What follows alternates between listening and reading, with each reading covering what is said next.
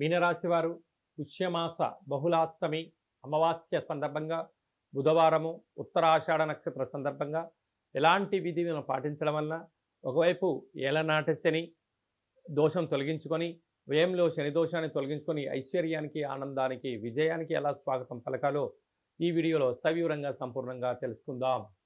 అలాగనే మీనరాశిలో ఏ నక్షత్రాలు వస్తానగా పూర్వాభాద్ర నక్షత్రంలో చివరి పదం 4వ పాదము, ఉత్తరాభాద్ర నక్షత్రంలో 4 పాదాలు, రేవతి నక్షత్రంలో 4 పాదాలు కలిపితే మీనరాశి అవ్వడం జరుగుతుంది.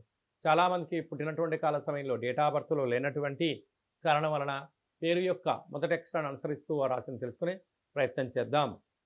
ది, దుమ్, షం, జా, ధ, దే, దో, చా, చి అక్షరాల వారందరూ కూడా మీనరాశి జాతకులే. మీనరాశి యొక్క అధిపతి దేవగురు బృహస్పతి. ఈ రాశిలోనే రాహు సంచార స్థితి ఉండడం, ఒకవైపు ఏలనాటి శని యొక్క ప్రభావం ఉండడం వలన శత్రువులు అధికంగా పొంచి ఉంటారు, కష్టపడి పనిచేస్తూ ఉంటారు. కానీ వీరికి శనికంతా కూడా తీరిక ఇవ్వకుండా పై అధికారులు, సహ ఉద్యోగస్తులు, ఇంట్లో వాళ్ళు వీళ్ళను ఎప్పుడూ కూడా సతాయిస్తూ ఉంటారు. కారణం ఏమిటయ్యానంటే మీకు స్వేచ్ఛనిస్తే మమ్మల్ని ఎక్కడ మర్చిపోతారో అని చెప్పి వారి భయం. కానీ కష్టపడి పనిచేయడం, ధర్మంగా ఉండడం, ఆధ్యాత్మికంగా ఉండడం, వేలకు తిండి, వేలకు నిద్ర, తగు వ్యాయామం, సూర్య నమస్కారాలు ఆచరించడం వలన మీనరాశి వారికి ప్రశాంతతను ఏర్పాటు చేసుకోగలగాలి. లేకపోతే ఆ కొద్దిపాటి ప్రశాంతతను కూడా బంధువులని, మిత్రులని, స్నేహితులని సద్వినియోగపరుచుకునే పరిస్థితి చాలా అధికంగా ఉంటుంది. అలాగనే తృతీయంలో దేవగురు బృహస్పతి సంచారం చేయడం వల్ల తల్లిదండ్రులు, గురువులు, అన్నదమ్ముళ్ళు, అక్క చెల్లెలు అందరూ కూడా మీపై ఆధారపడుతున్నారని చెప్పి కూడా గుర్తు పెట్టుకోగలగాలి. అదే కాకుండా సంతాన స్థానంలో కుజుడు సంచారం చేయడం వల్ల నూతనంగా వివాహమైన వారికి పుత్ర, పుత్రిక సంతాన యోగము, పిల్లల యొక్క చదువులు, అభివృద్ధి, అన్నింటా విజయ ప్రయత్నం చేయడానికి ఇది చాలా మంచి కాలం అని చెప్పి గుర్తుపెట్టుకోగలగాలి.